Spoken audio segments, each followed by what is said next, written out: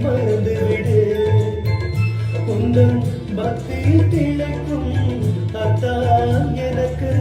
பார்வையை திறந்து விடு உந்தன் பக்தியில் திளைக்கும் அத்தான் எனக்கு பார்வையை